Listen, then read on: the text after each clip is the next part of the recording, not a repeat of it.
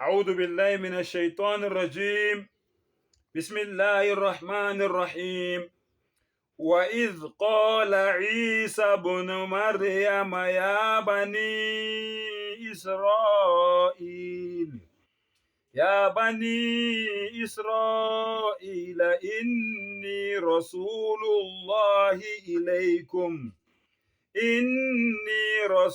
الله إليكم مصدقا لما بين يدي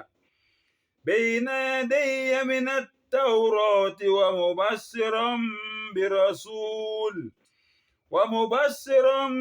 برسول يأتي من بعد اسمه أحمد. فلما جاءهم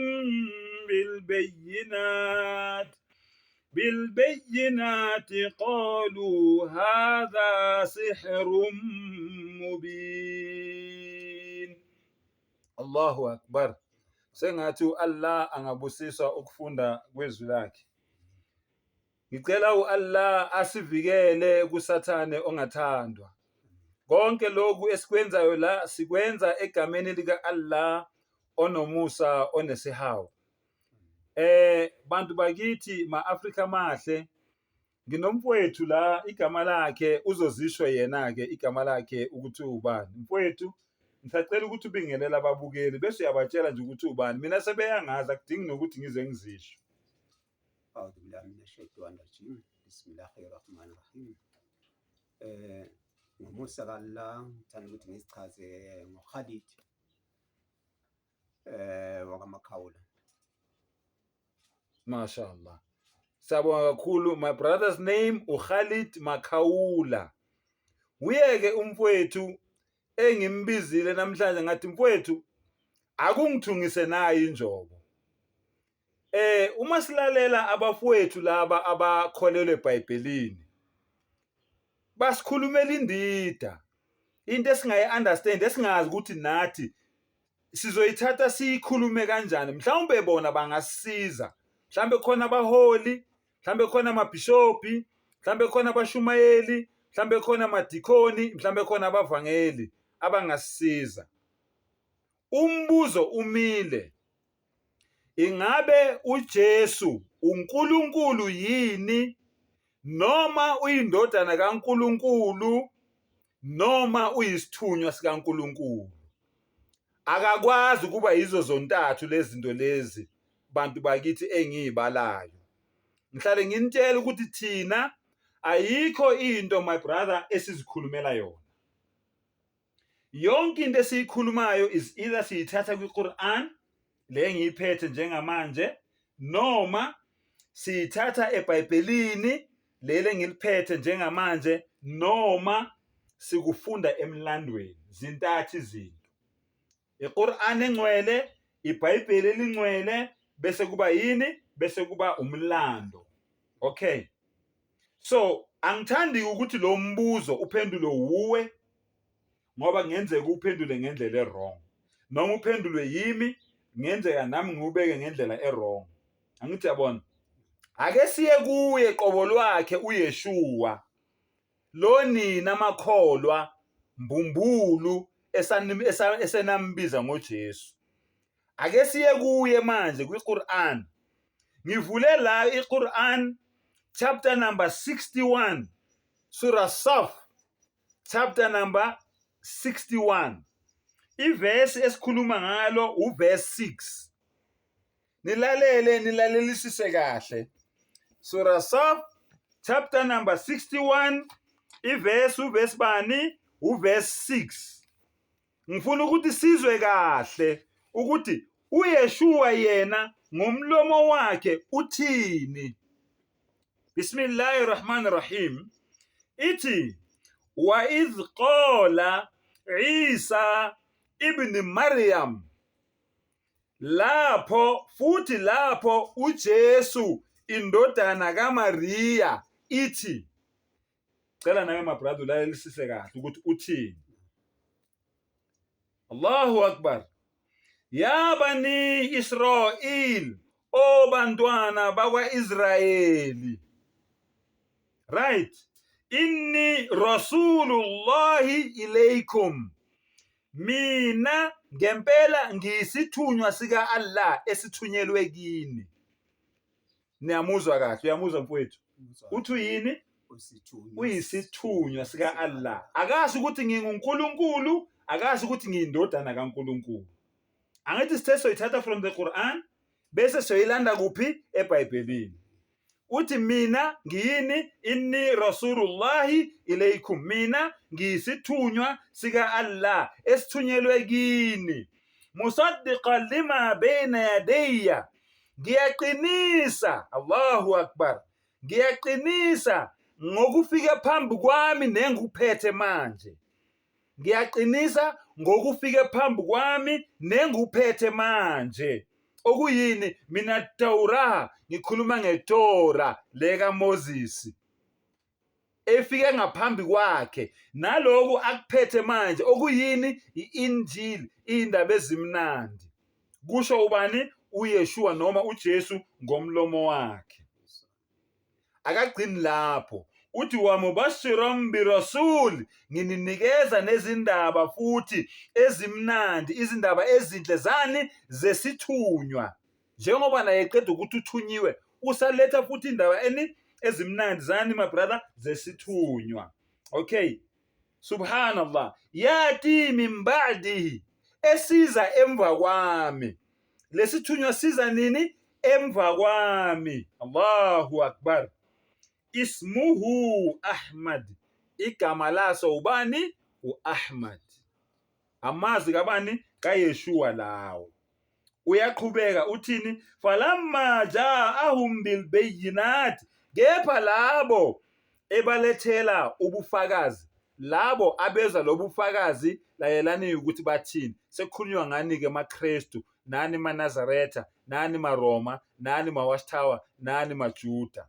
Layela ukuthi kuthiwa nina indaba zifika kini, zambulo ifika kini, nithini nina ngezambulo? Okay, qalu hadha sihrun mubin, bathi lona ngumlingo osobala.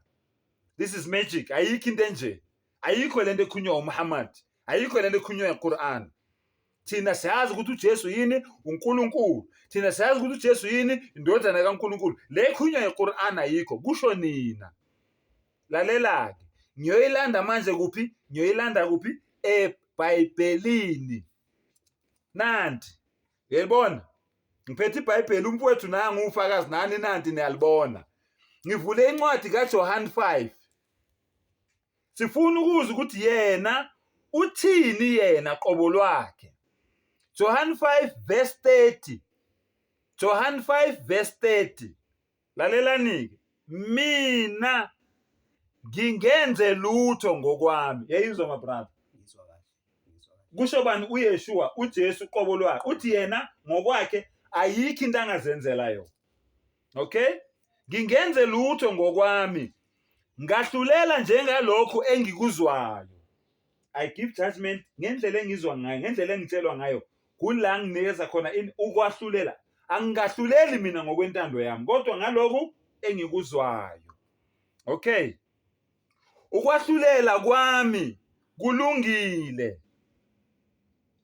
ngokuba ngingafuni eyami intando. Uyamuzwa my brother? Uthini? Ukwahlulela kwakhe kulungile. Uthi phakamisa ivoice kancane bezokuzwa. Ngokuba engafuni kwenzekene? eyakhe intando. Kodwa kwenzeke intando kabani? Kepha intando yongithumileyo. iBhayibheli liyafakaza ukuthi lento eshiwo yiQuran ukuthi uJesu wayeyisithunywa, neBhayibheli liyafakaza ukuthi uJesu wayeyini? wayeyisithunywa. 41. Mina angamukeli udumo kubantu.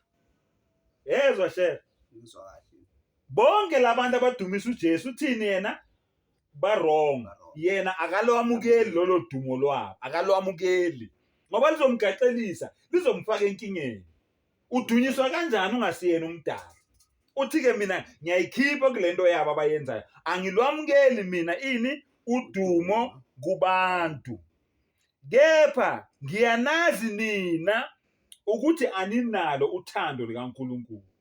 Nina ningidumisayo ngiyanazi ukuthi aninalo ini uthando likaNkulunkulu. Akusho mina mfowethu, akusho wena, kusho yena ngomlomo wakhe. Uthini?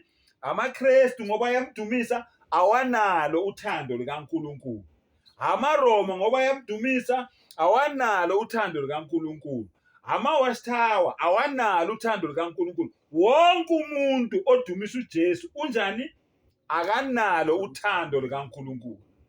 Okay, phakathi kwenu ngize egameni likaBaba, aningamukeli.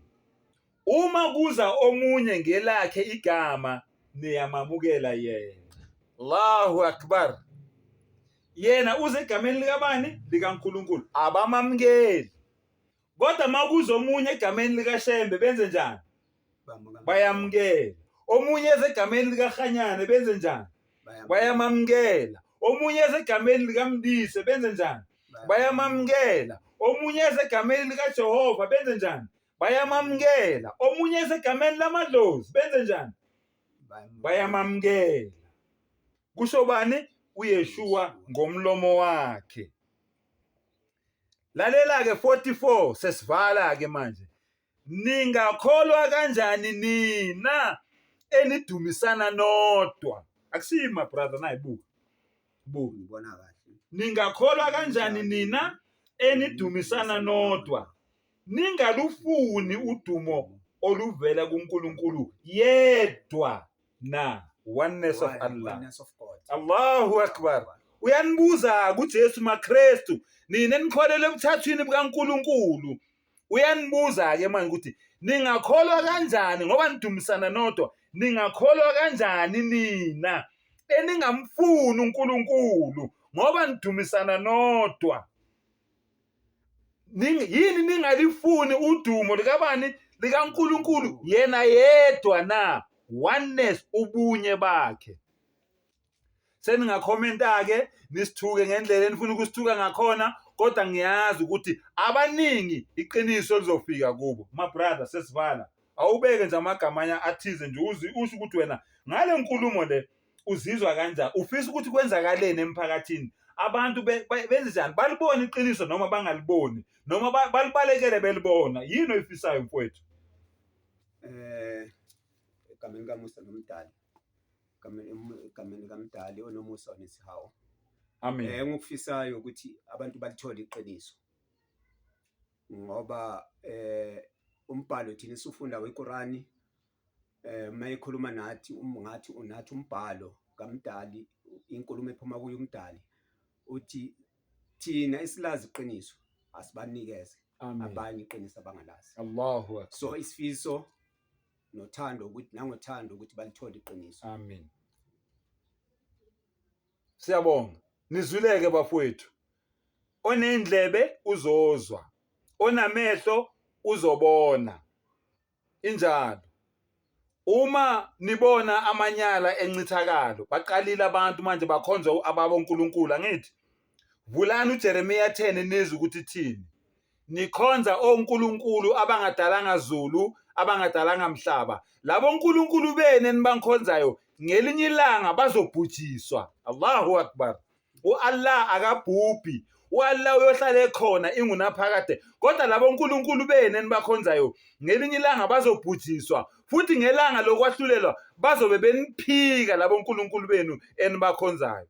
Sacela ke bantu bakithi, umhlaba wonke jikelele la kufinyelela khona le nkundla yokuxhumana ukuthi abantu mabalazi iqiniso, libaba linjalo, kodwa ekugcineni iqiniso liyamkhulula umuntu. Sengathi uMdali angenza mina nawe mfowethu nabo bonke abantu abamamele le video le, nathi thina esikhulumayo ukuthi uMdali asikhiphe ebumnyameni asilethe ekukhanyeni, sihambe eqinisweni, asamukele, silibone iqiniso njengoba linjalo, baphenduke nabanye abangakaliboni iqiniso. Wa akhiru dawana anilhamdulillahi rabbil alamin.